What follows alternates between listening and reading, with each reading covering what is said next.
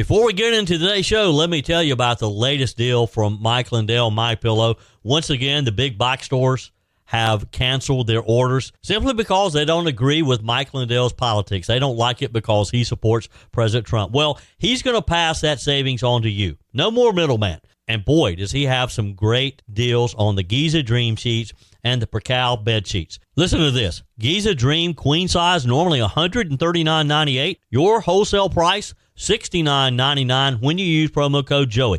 King size, only $79.99. The Percal queen size, normally $89.98. Your wholesale price, $29.98 when you use promo code Joey. Just call 1-800-893-4059 or go to mypillow.com. Always use promo code Joey. Free shipping options available. This allotment's not going to last very long. When they're gone, they're gone. mypillow.com. Promo code Joey. Thanks for joining me in the PhD Weight Loss and Nutrition Studios. To lose weight for the last time, visit myphdweightloss.com. Welcome in. Thanks for joining me today. House Republicans are ramping up their investigation into what they allege was a coordinated effort to conceal President Joe Biden's cognitive decline during his time in office. And they're not ruling out bringing in the former president and first lady themselves for questioning. More on this in just a moment. In his first public comment since his father left the White House, Hunter Biden blamed Democrats, yes, the Democrats, for his father's humiliating 2024 election loss. And boy, he didn't hold back this time.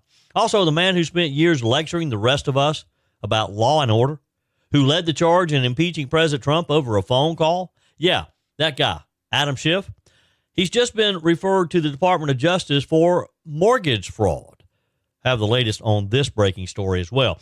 And Epstein's lawyer says there was absolutely no client list, and also sets the record straight on President Trump, saying there's nothing improper or even questionable between Jeffrey Epstein and Donald J. Trump. That and a lot of your text messages, emails in today's show.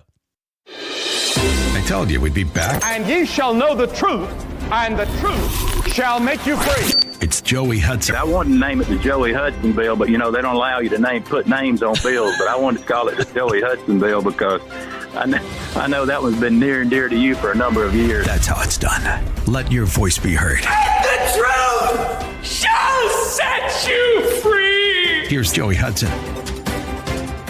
House Republicans are ramping up their investigation into Joe Biden.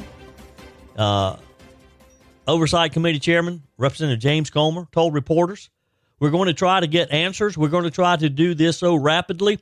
Every option's on the table.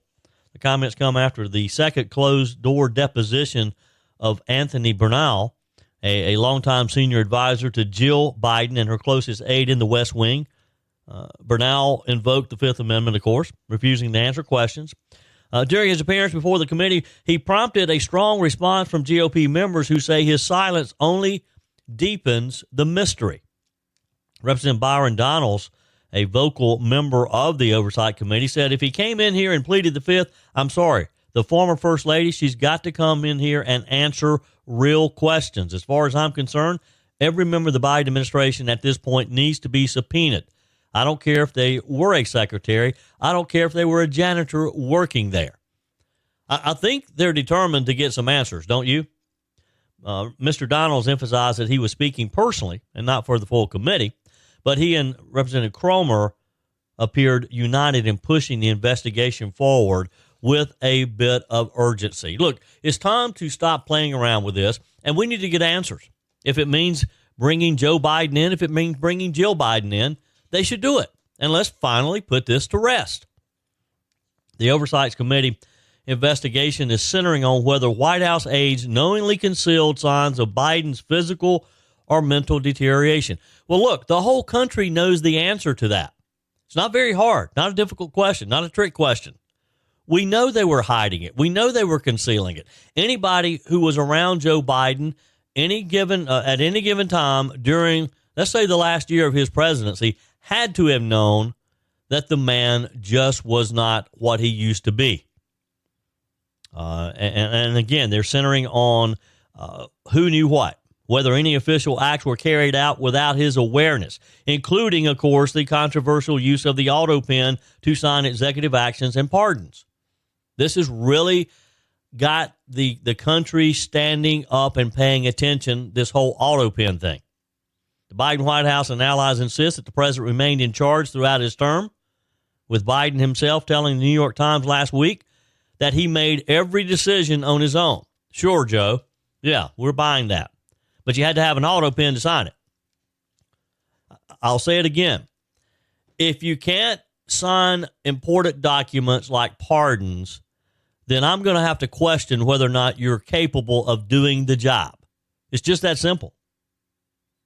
And other Republicans aren't buying it. They say aides who've refused to cooperate are only fueling suspicion. And they're right.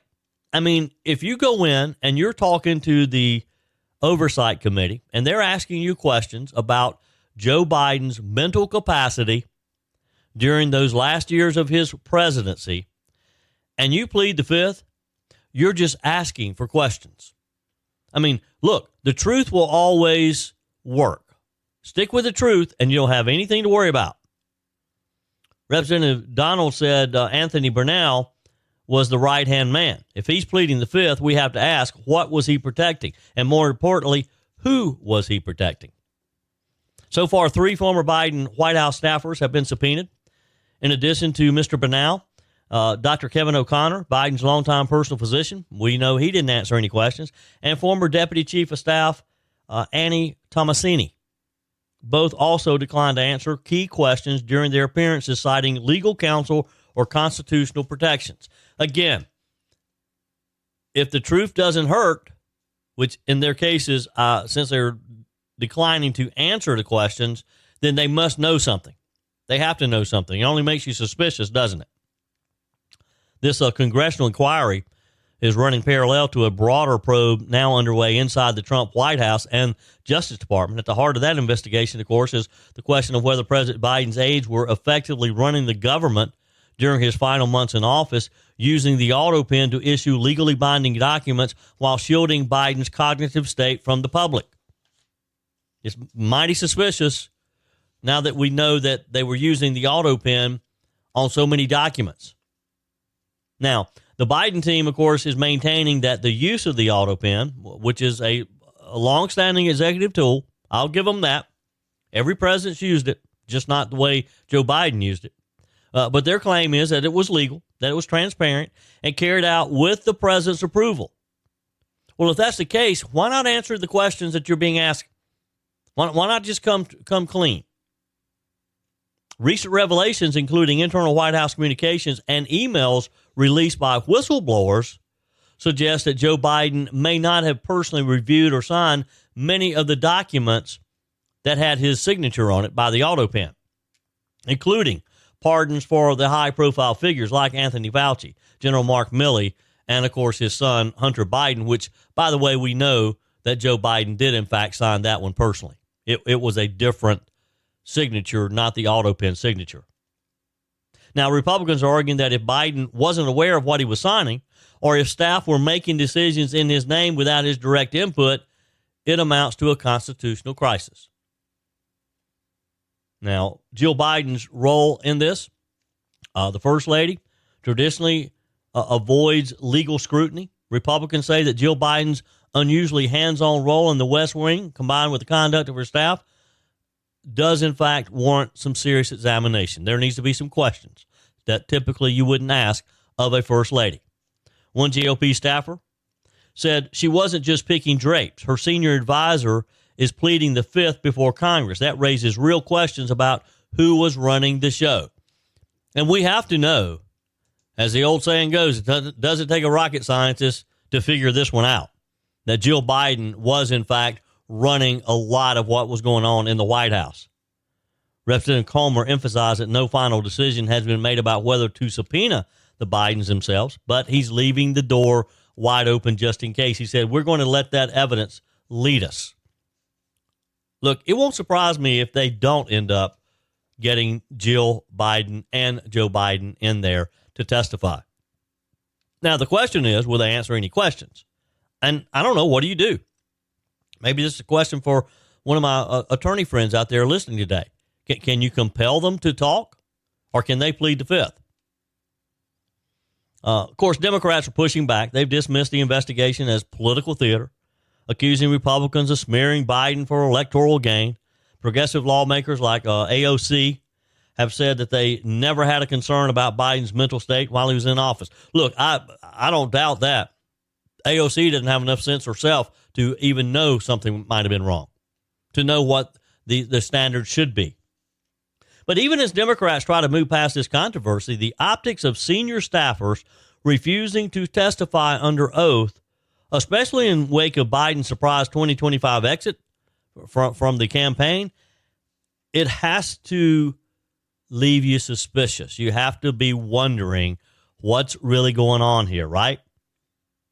So what's next? With additional subpoenas possible, pressure mounting to release more internal documents from the Biden White House, the Oversight Committee shows no signs of slowing down, nor should they. Donald said, every executive action, every pardon, every decision made using that auto pen, we're going to get to the bottom of it. And if that means asking the Bidens directly, then that's what we're going to do. And I think Byron Donalds will stick to that, don't you?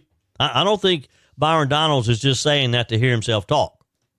I think he and James Comer will make sure that one way or the other, we get as best information as we can get. And then where it leads, I have no idea. I mean, if, in fact, we learn that Joe Biden did not authorize some of these pardons, can they rescind them? I don't know the answer to that. Again, maybe one of my smart listeners, one of my legal scholars, does know the answer to that. I don't know if you can undo a pardon. I guess if you discovered that it was done in less than favorable or illegal situation, that you had someone issuing a pardon that wasn't authorized, I guess it could be undone. I don't know. It's a good question. Joey Hudson here. America is facing a health crisis, and the answer isn't more meds. I lost over 30 pounds on the PhD weight loss plan without Ozempic or any weight loss shots.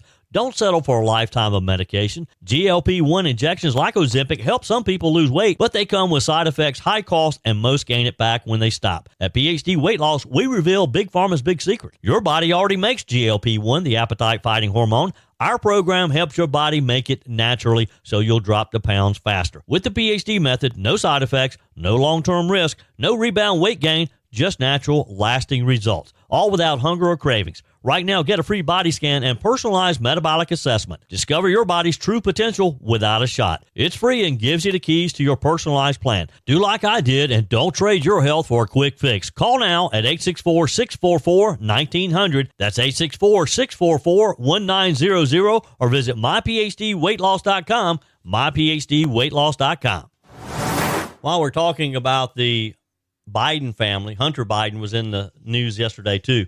And let's talk about little Hunter here, the guy who somehow keeps managing to put himself at the center of American politics without ever holding elected office himself. Hunter just popped up in a new interview, his first public comments in quite a while since his dad left office, and boy, was it a doozy. This time he's pointing fingers not at Republicans and not at Donald Trump, not even at the media, but at his own party. Yes, really, at the Democrats. Speaking to former DNC chair Jamie Harrison on the premiere of a new podcast called At Our Table, Hunter Biden blamed Democrats, yes, the Democrats, for his father's humiliating 2024 election loss, and he didn't hold back either. He said, "We lost the last election because we did not remain loyal to the leader of the party.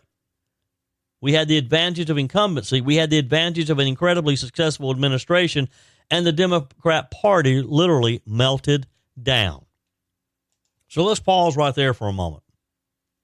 According to whom exactly is this incredibly successful administration that he references?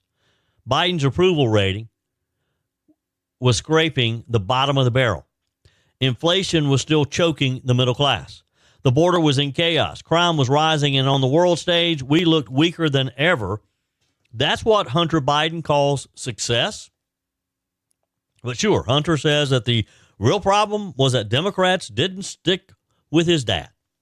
Not the policies, not the gaffes, not the debate meltdown. Guess they're supposed to overlook that. Not the fact that his father could barely get through a sentence without forgetting the state that he was in. No, the issue was disloyalty. Keep in mind, this is coming from a guy who got a sweeping presidential pardon on his way out the door. Tax charges, gun charges, shady overseas dealings, you name it. 11 years of legal baggage gone in a flash, thanks to good old dad. A pardon so complete and controversial that it made legal scholars do double takes. So I guess we shouldn't expect anything less from Hunter Biden than to defend his dad, because his dad certainly defended him for a long, long time. Yet here he is trying to lecture Democrats on how they abandoned his father too soon. You'd almost forget who created the mess in the first place. I mean, let's rewind. Joe Biden, struggling in the polls, gave the worst debate performance in modern history last June. It wasn't a stumble. It wasn't a flub. It was a full-on meltdown. Rambling answers, blank stares. The American people saw it, and so did his own party. Within weeks, Democrats were panicking. Open letters, anonymous quotes, donors revolting. It was a firestorm. Eventually, Biden was forced to step down, of course. The nominee became Kamala Harris, and as we all remember, she melted down too. She lost big time. So what does Hunter Biden say? Not that maybe my dad was too old. Not maybe the voters wanted change. No, he says it's because the party wasn't loyal enough. Well, look, Hunter, the party just wanted to win. They wanted to maintain power, to hold on to it. Your dad wasn't capable of doing that. I mean, this isn't just tone deaf. It is delusional. Just like his dad still saying that had he stayed in the race, he could have beaten Donald Trump. That's delusional. The voters didn't reject Joe Biden because of disloyal Democrats. They rejected him because the country was falling apart under his watch, because groceries cost more than they had in decades, because fentanyl was pouring across the border, because people were scared to walk down their own street at night, because we were watching a president in real time who looked increasingly incapable of doing the job. It's just that simple. Hunter also took a moment to swat down the idea that he had any kind of inside role in the White House. He said, I stayed as far away as I possibly could, which, by the way, I hope he did. I hope he's telling the truth for once. Yeah, sure. Hunter was everywhere, whether it was shady business dealings in Ukraine and China or popping up at the White House events. The American public knew exactly who he was and what he represented. The living, breathing symbol of how D.C. works for the well-connected and no one else. Doesn't work for the rest of us like that. Nobody else gets to do what Hunter Biden did and get away with it. And yet, there he is on this podcast, blaming the party and brushing aside the scandals. And get this, he says the idea that his father's mental decline was covered up is just a conspiracy theory. Sure. He told Jamie Harrison, what sells is the idea of a conspiracy, but the ability to keep a secret in Washington is zero. Oh, really? Hunter's talking about keeping a secret? This is coming from the same crew that denied for months that there was anything wrong, even after the debate debacle. Democrat leaders tried to gaslight the public. He had a cold, Hunter said. Yeah, he had a cold. He had a bad night, he said. They dragged it out as long as they could, right up until the pressure became too much and they knew they had to have a new candidate. And the powers that be within the Democrat Party was right in there with him. And now we're learning even more, that Biden used an auto pen to sign hundreds of official documents, including pardons, and that staffers, not Joe Biden, were often the ones calling the shots. Yet Hunter wants you to believe everything was above board. Nothing to see here. Dad was fine. And let's not forget either what he got in return. Hunter Biden got clemency, not just for minor offenses, but for years of alleged criminal behavior. His father gave him a pardon so broad it wiped away an entire chapter of misconduct. Oh, and the only pardon Biden did sign, as I've told you before, he did sign little Hunter's by his own hand. Not the thousands of others signed with an auto pen, but he did sign his son's with a pen in his own hand. If there were any other politician, this would be a scandal of Watergate proportions, but because it's Joe Biden, The media just looked the other way. They're just yawning as if they're bored. And now, with Democrats still licking their wounds from a brutal loss, here comes Hunter Biden telling them that they were the problem, that he and his father were wronged. I mean, what's even more amazing is that Jamie Harrison, the guy who ran the DNC for nearly 5 years, agreed with him. I haven't heard the whole interview. I heard excerpts. And not once have I seen a report that Jamie Harrison pushed back on anything that Hunter said. He told Semaphore that the Democrats could have won if they had had the kind of loyalty Republicans have for Donald Trump. Now, on that point, he's not wrong. Republicans do stick with Donald Trump. And maybe Democrats could learn something about unity. But you can't unify behind failure. And that's what Joe Biden's presidency was, a historic failure like we have never seen before. You believe in this? That Hunter Biden has the nerve to be out there saying that it was the party's fault and not his dad's? Your comments are welcome on the Furman Ford text line, 864-477-JOEY. That's 864-477-5639. Emails always welcome, joey@joeyhudson.com. Speaking of the Furman Ford text line, you know, it's never been more important to support locally run businesses owned by people who actually live here in the upstate. Let me take a minute to talk with you about our friends at Furman Ford. If you're looking for a new vehicle, maybe a great pre-owned vehicle, one you could trust, or maybe you're looking to order that special vehicle. Either way, if you want a new one, a brand new one, or a pre-owned that you can trust, the folks at Furman Ford, they're there to help you. Their name is on the sign because their name is on the line, because every single transaction is important to them. Jim Furman, Matthew Furman. They do business the right way. When you stop by, when you give them a call, or maybe when you just send them a quick email, you're always going to have access to a member of the Furman Ford family. And by the way, they also offer great service, and you're not going to have to wait weeks and weeks to get it done. And you do not have had to purchase your vehicle at Furman Ford. Doesn't even have to be a Ford. They service all makes and models. Visit my friends at Furman Ford online at furmanford.com, furmanford.com. You know, today seems like it's just consumed with what the Democrats are doing. I mean, we talked about Hunter Biden. We talked about Joe Biden. We talked about how the Democrats use the auto pen and how the House Oversight Committee is investigating, particularly, or may bring in Jill Biden and the former president himself. Well, there's one other item that we got to cover today, too. And here we are yet again talking about Adam Schiff. And this time is not just political theater. This time is potentially criminal. Senator Adam Schiff, and it hurts me to say Senator Adam Schiff, Democrat of California, the man who spent years lecturing the rest of us about law and order, who led the charge in impeaching President Trump over a phone call. Yeah, that guy, Adam Schiff, has just been referred to the Department of Justice for mortgage fraud. Let that sink in for a minute. Think about that. According to a stunning letter sent in May from the director of the U.S. Federal Housing Finance Agency to Attorney General Pam Bondi, Mr. Schiff may have falsified mortgage documents over a period spanning more than 15 years to get better interest rates and dodge taxes. Now, does this sound familiar? This is like a pattern among Democrats. Who was the person from New Jersey who did this, the Democrat who just recently did this in New York and New Jersey? The words sustained pattern of possible occupancy misrepresentation appear right there in black and white. That's the federal government's language, not ours. Sustained pattern of possible occupancy misrepresentation. In other words, you can't doctor your application to get better treatment from a bank, to get a better interest rate. You can't falsify mortgage documents, and that's what he's being potentially accused of.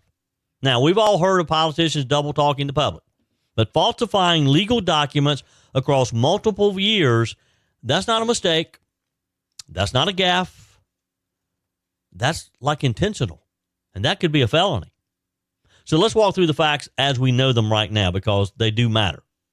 Schiff and his wife bought a house in Potomac, Maryland, back in 2003 for $870,000. They took out a $610,000 Fannie Mae backed loan and swore swore under penalty of law that it would be their, ready, primary residence. Okay, sounds simple enough. But here's the problem. Schiff was an elected official representing California at the time, not Maryland. So how exactly was a house in suburban Maryland his primary residence? It wasn't. We know that. It gets worse, though. He went on to refinance the same house in 2009, again in 2011, again in 2012, and for some reason again in 2013. And every single time, each refinancing, he reaffirmed under oath that the Maryland home was his main residence. Meanwhile, he was living and working full-time in California, representing a district in Los Angeles County and taking a homeowner's tax exemption on a condo in Burbank, California. That tax break, worth about $7,000. Another lie, another benefit. But it's okay if Democrats do that, I guess. It's okay if little Adam Schiff is not held to the same standards that you and I would be held to. So let's tally this up. While he was serving in Congress, writing laws for the rest of us to follow, Adam Schiff was possibly committing wire fraud, mail fraud, bank fraud, and making false statements to financial institutions, all to save a few bucks on interest rates and lower his tax bill. Does that sound like someone who should be sitting in the United States Senate? And by the way, this isn't some right-wing blogger making the claims. This is coming from Fannie Mae's own Financial Crimes Division, the people whose job it is to protect the American mortgage system from fraud. They investigated it, they reviewed the documents, and they concluded there's enough here to warrant a full-blown criminal investigation. Now, let's add a little more context here. Schiff didn't list the Maryland home as a secondary residence until 2020, 17 years after the purchase, long after he was a national figure. And just last year, his spokesperson told CNN, quote, Adam's primary residence is Burbank, California, and will remain so when he wins the Senate seat. So which is it? Because both can't be true. Let's remember, mortgage lenders offer better loan terms to primary residences. Why? Because they're less risky. If you fall on hard times, you're more likely to keep paying off the roof that's over your head every night than you are a second home. That's why secondary residence loans come with higher interest rates, often by 0.5% or more. But Adam Schiff apparently didn't want to pay those rates. He wanted the cheaper loan, like we all would. But he was willing to do something to get it. So he certified again and again that his home in Maryland was his primary home, even while telling the voters of California that he lived among them and represented their interests in Congress. It's fraudulent. It's dishonest. And if you or I did it, we'd already be facing an indictment. But not for Schiff. Nope. It's the law's not made for him. Not for Adam Schiff. No, he gets to call it a smear and dismiss it like he always does, pretending that it's just something, a Trumpian harassment, that it's the MAGA movement coming after him. It's all political. And that's what Democrats do. That's their battle cry. Anytime they get caught with their hands in the cookie jar, they always cry politics, that they're being politically persecuted by the conservatives, by the Republicans, those nasty old Republicans over there accusing them of things. Funny, isn't it? How every time someone gets caught red-handed, suddenly the real crime is calling them out. It's our fault that he got caught. Trump responded on Truth Social. The president wrote, mortgage fraud is very serious and crooked Adam Schiff needs to be brought to justice. Look, I got to believe that with the history that President Donald Trump has had with Adam Schiff, Shifty Schiff as he calls him, I got to believe that the president is probably going to try to hold him to the standard that he should be held to, right? I don't think the president's going to let this pass by. I think he's probably added a little note to his calendar to check back in about a week to see where we go with this. And look, the president's right, because here's the thing. This isn't a one-off. It's a pattern. Just last year, a federal jury convicted former Baltimore State's attorney Marilyn Mosby for doing the exact same thing, lied on a mortgage application for a vacation home in Florida. She was found guilty, and the Department of Justice threw the book at her. So what makes Adam Schiff different? Well, Schiff's answer, as always, is to blame Trump. It's Donald Trump's fault. In a video statement, he said, it's nothing new, but his attacks on the rule of law are more dangerous than ever. No, Adam Schiff, what's dangerous is a U.S. senator thinking that he's above the law. You, sir. This is a man who spent years wagging his finger at the American people, telling us democracy would die in darkness if we didn't hold Trump accountable for everything under the sun, including some of the trumped-up charges, pun intended, of some of the prosecutors, some of the very same accusations they made against Trump. Schiff pushed conspiracy theories about Russian collusion that fell apart under scrutiny. He used his perch on the Intelligence Committee to grandstand, to lie, and to leak. Anything that he could make up, he tried to in order to get at Donald Trump. That's just who Adam Schiff is. And we can't let him get by with it this time. And now he's the one facing a criminal referral for mortgage fraud. Suddenly, it's time to cry foul. Suddenly, he's got to go back on the defense and claim that, oh, Donald Trump did it. That nasty old Donald Trump, he's after me again. Give me a break. Here's the bottom line. The rules are supposed to apply to everyone, right? If a working class family lied on a mortgage application, they'd be in handcuffs. But Adam Schiff, he gets to go on MSNBC and play the little victim. Cry foul that Donald Trump has targeted him, that the bad old Republicans are coming after him because of who he is. The Department of Justice now has a choice to make. Will they treat Schiff like the rest of us? Or will they look the other way because he's a prominent Democrat with a media fan club, because he's a member of the most exclusive club on the planet, the U.S. Senate? What are they going to do? The American people are watching, and they're tired of this double standard, I can promise you. We've seen what happens when elite politicians break the rules and walk away unscathed. It's how you lose faith in the system. It's how cynicism spreads, and it's how republics die. We're not going to let it happen. Adam Schiff needs to be held accountable, not because he's a Democrat, but because no one is above the law. If he broke it, he should face the same consequences you would face and that I would face. Got a lot of text messages. Not going to be able to get through them all. I'll just kind of randomly choose some. Ray says, good day, Joey. On the subject of the auto pen and pardons, we should look at the money. A lot of people who want a pardon are willing to pay a lot of money. We should look at the wealth and increase in wealth of all the Biden aides who had access to the auto pen. A lot of the pardons don't make sense politically, but may make sense financially to the people who have the power to give these pardons with the auto pen.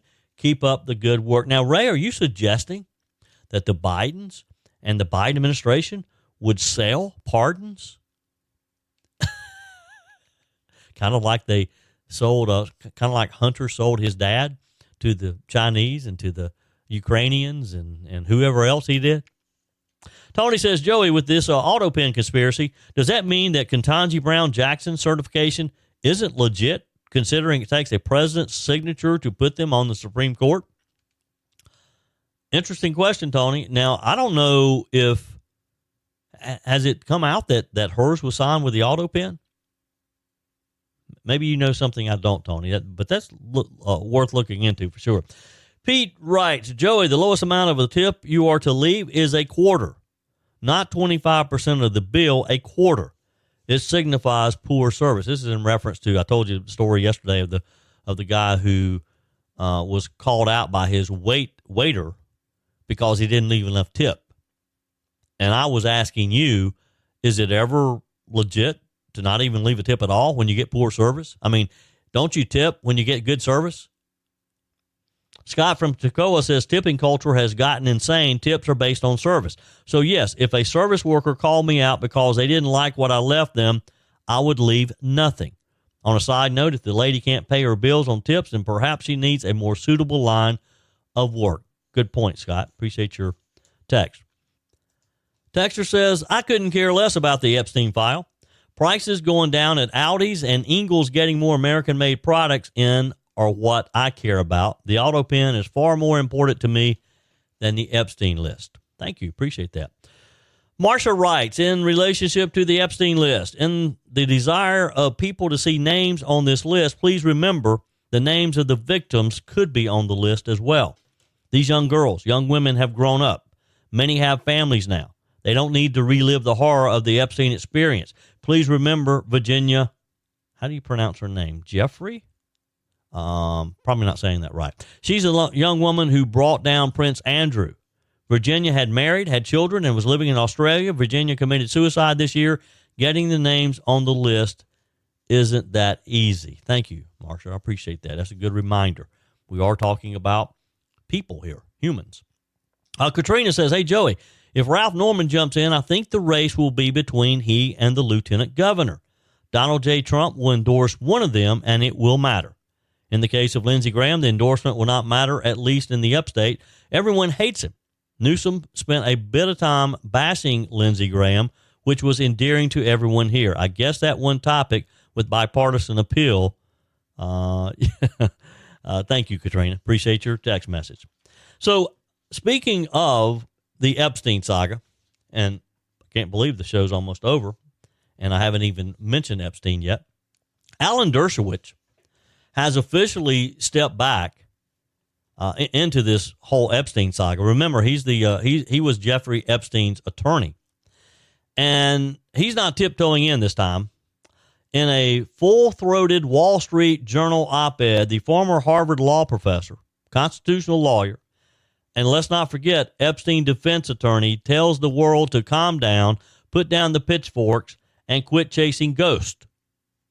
According to Dershowitz, the entire Epstein mythology, the secret client list, the blackmail tapes, the the Mossad connection, he says is all smoke, no fire. And just like that, one of the most enduring political and cultural conspiracies of the 21st century is, in his words, really nothing much to see here.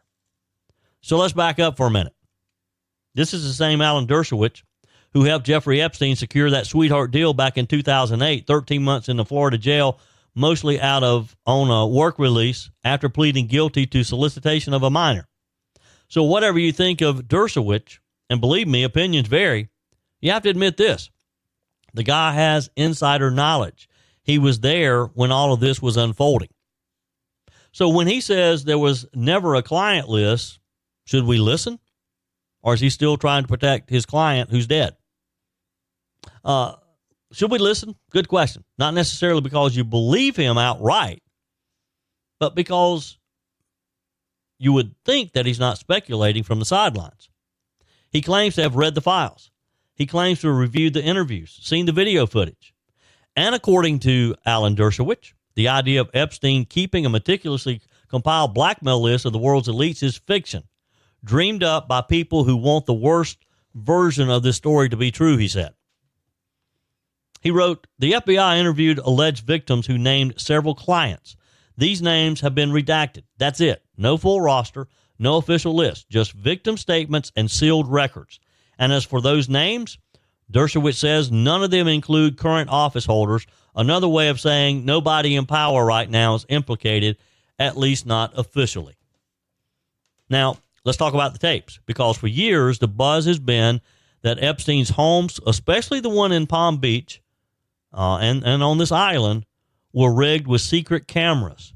The theory is that he had recorded powerful men doing illegal things and used that footage to protect himself. That's been the backbone of this narrative for years. Dershowitz shut that down flat.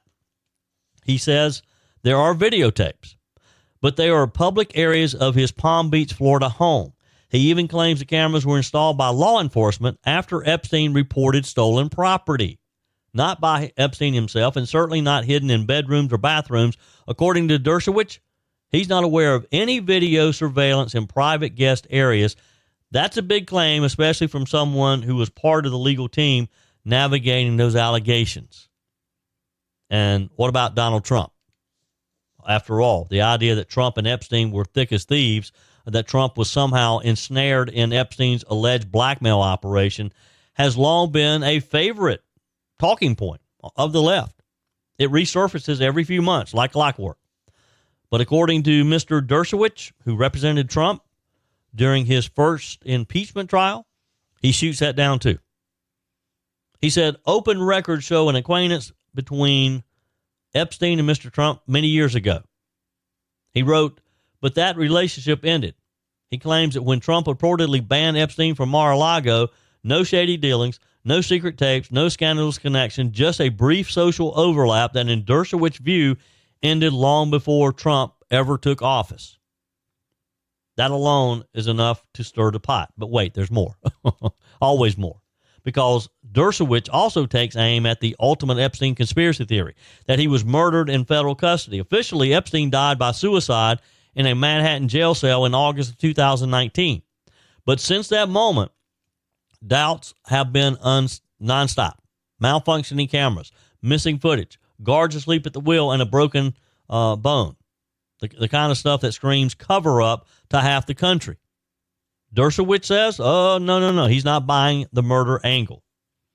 But, and this is the key, he doesn't think it was clean either. He says Epstein did take his own life, but maybe had some help within the jail. Maybe jail personnel took over somehow. Maybe they assisted him in some way. Maybe someone made sure that he had the opportunity. He says that seems likely to me, citing the odd circumstances, broken cameras, a missing cellmate, and no guards on duty at the time. Suicide, he says, yes, but maybe not an unsupervised one. That's Alan Dershowitz's story, and that's what Alan Dershowitz seems to want to stick to. He debunks all of the other theories, all the other conspiracy theories about Epstein. Do you believe it?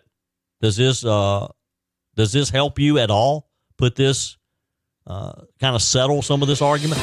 That's it for today's edition of Just the Truth. Thanks for joining me in the PhD Weight Loss Studios. To lose weight for the last time, visit myphdweightloss.com. If you haven't joined my mailing list yet, visit my website, joeyhudson.com. Click on the Connect with Joey button so that you can receive our emails and the most up-to-date news. Also, join me on my YouTube channel. Be sure and like, comment, and subscribe. Just search for Joey Hudson. As always, thanks for spending a few minutes of your day with me. Do me a favor and forward this episode to a few friends. Just click on the share button and send to your contacts. We need to build an army of conservatives to win our country back, and we can do that by continuing to share the truth with our friends and family. Keep those comments coming via the Furman Ford text line, 864-477-JOEY. Email to joey@joeyhudson.com, and I love your messages on the MyPillow message line. Again, that's 864-477-JOEY, 864-477-5639. Be sure and take advantage of the MyPillow special, just $14.88 on the standard MyPillows when you use promo code Joey. Order online at mypillow.com or call 800-893-4053. We're back again tomorrow and hope you'll plan to join us. Until then, remember, God's got this.